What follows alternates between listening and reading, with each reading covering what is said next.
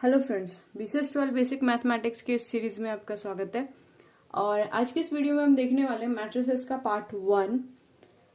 तो इसके अंदर हम देखेंगे मैट्रिक्स क्या होता है, किस तरीके से मैट्रिक्स को रिप्रेजेंट किया जाता है, मैट्रिक्स का ऑर्डर क्या होता है और मैट्रिक्स को बनाया कैसे जाता है। तो चलिए स्टार्ट करते हैं।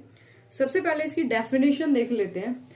M into n matrix A is rectangular array of mn real or complex number arranged in m horizontal rows and n vertical column। मतलब इसको थोड़ा सा आसान करते हैं एक एग्जांपल के थ्रू कि ये क्या रहा है। इसमें क्या रहा है कि एक मैट्रिक्स एक रेक्टेंगुलर एरे की फॉर्मेट में हम रिप्रेजेंट करते हैं।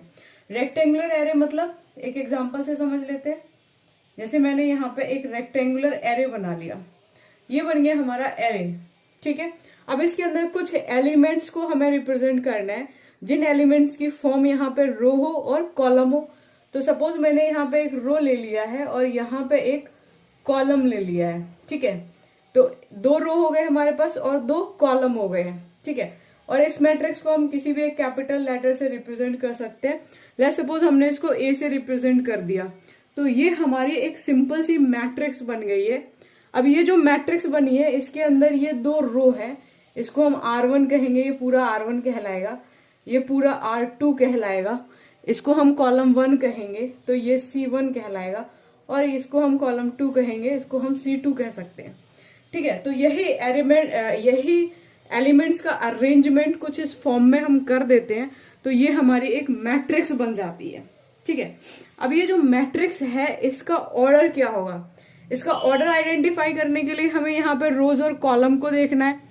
तो ऑर्डर को जब हम आइडेंटिफाई करते हैं तो m इंटू एन के फॉर्मेट में करते हैं, यानी ऑर्डर हम कैसे दिखाते हैं m इंटू एन में। तो m यहाँ पे होता है नंबर ऑफ रोज, यानी इस मैट्रिक्स के लिए इसकी रो कितनी है, रोज कितनी है, और यहाँ पे हम दिखाएंगे n से रिप्रेजेंट करेंगे नंबर ऑफ कॉलम, यानी इस मैट्रिक्स के लिए कॉलम कितने। तो अगर इस मैट्रिक्स के ऑर्डर की हम बात करें तो नंबर ऑफ रोज कितने हैं, यहाँ पे 2 रो है, तो 2 यहाँ पे क्या हो गया, रोज हो गया, यानी m हो गया।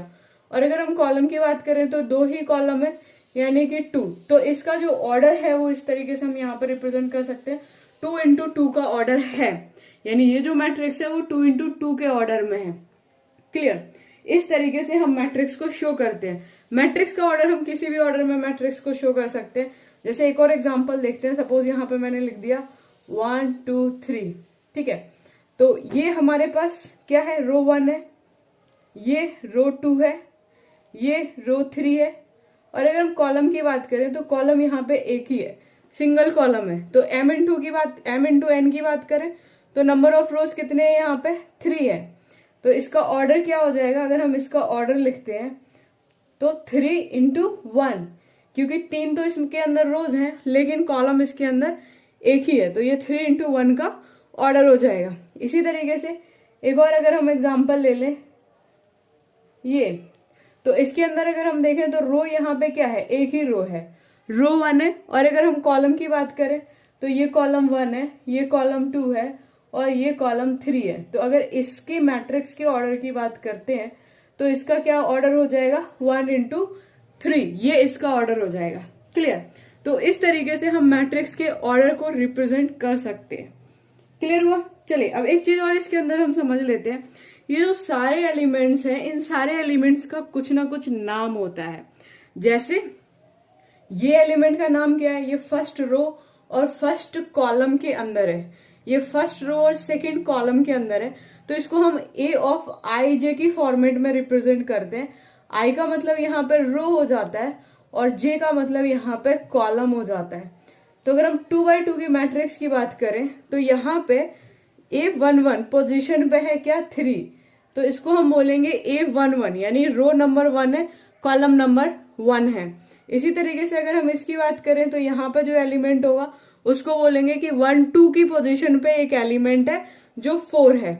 इसी तरीके से यहाँ पे 2 1 की पोजीशन पे एक एलिमेंट है जो 2 है, और इसी तरीके से 2 2 की पोजीशन पे एक एलिमेंट है जिसका नाम है -3, ठीक है। तो ये हो गया फर्स्ट रो फर्स्ट कॉलम, रो और कॉलम के फॉर्मेट में। ये हो गया फर्स्ट रो सेकंड कॉलम, ये हो गया सेकंड रो फर्स्ट कॉलम, क्योंकि ये हमारे पास R1 है और ये R2 है, तो सेकंड रो फर्स्ट कॉलम। इसी तरीके से इसको देखेंगे तो ये हो जाएगा second row second column. Clear? तो इस तरीके से हम मैट्रिक्स का अरेंजमेंट करते हैं। ये हमारे पास एक मैट्रिक्स की फॉर्म होती है जो हर एक का एलिमेंट का पोजीशन बताता है। चलिए अब एक क्वेश्चन से बात करते हैं कि किस तरीके से मैट्रिक्स को बनाया जाता है। तो एक क्वेश्चन आपसे एग्जाम में भी पूछा जाता है। तो ये हमारे पास क्वेश्चन है और अब इसके अंदर देखो क्या दिया हुआ है। Construct a 2x2 matrix A is equal to IJ, और ये ऑर्डर दिखा रहा है 2x2 यानी 2x2 की एक मैट्रिक्स हमें बनानी है। Where elements are given by, और ये एलिमेंट्स दिए हुए हैं, यानी इसके अंदर इसको सॉल्व करते हुए हमें ये एलिमेंट्स निकालने हैं। अब ये कौन से एलिमेंट्स की बात कर रहा है? ये 2x2 मैट्रिक्स की बात कर रहा है। तो कह रहा है ये कि इन सब की वैल्यू निकालनी है कि अगर हमारे पास I और J की फॉर्मेट में कुछ इस तरीके की इक्वेशन है तो A11 की पोजीशन पे क्या आएगा, A12 की पोजीशन पे क्या आएगा, 22 की पोजीशन पे क्या आएगा, ठीक है, 21, 22 इस सब की पोजीशन पे क्या आएगा।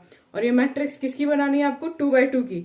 अगर ये बोलता 3x1 की बनानी है तो हम यहाँ पे क्या लेते, A11 लेते, फर्स्ट रो फर्स्ट कॉलम, फिर सेकेंड रो फर्स्ट कॉलम यानी 2-1 लेते, फिर थर्ड रो फर्स्ट कॉलम यानी कि 3-1 लेते इसकी जगह पे। ठीक है, चलिए शुरू करते हैं किस तरीके से बनाएंगे। हमारे पास ये है, तो स्टार्टिंग में ही हमने बोला ये I होता है, ये J होता है, यानी रो और कॉलम। तो यहाँ पे क्या निकालेंगे? 1-1। I की वैल्यू क्या हो जाएगी? 1, और J की वैल्यू क्या हो जाएगी?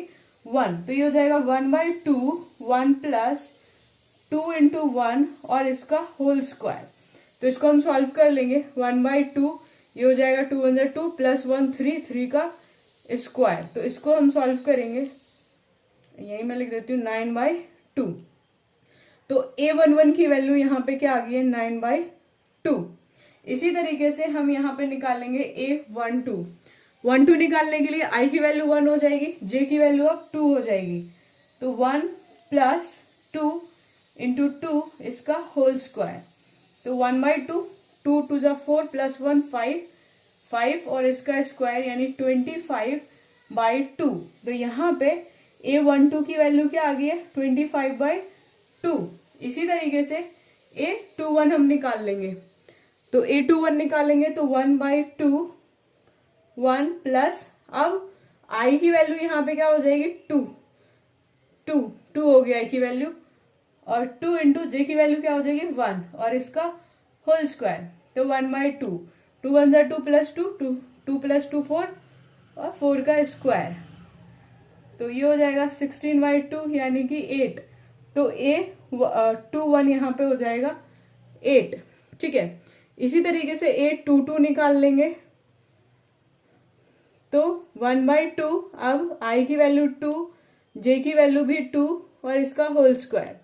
तो 1/2, 2 2 जा 4 प्लस 2 6, 6 का स्क्वायर 36/2 यानी कि 18। तो यहाँ पे A22 क्या आ गया? 18। ठीक है, तो अगर हम इस मैट्रिक्स की बात करें, इस मैट्रिक्स को लिखेंगे तो ये मैट्रिक्स देखो किस तरीके से आएगी। ये हो जाएगा 9/2, ये हो जाएगा 25/2, यहाँ पे हो जाएगा 2-1 8 आया था और 2-2 यहाँ पे 18 आया था। तो इस तरीके से हमने 2/2 की मैट्रिक्स को बना दिया है। क्लियर? तो इस तरीके से हमारी मैट्रिक्स बनती है। ये भी एक इम्पॉर्टेंट क्वेश्चन है जो कई बार पूछ लेता है। क्लियर? Okay, thank you.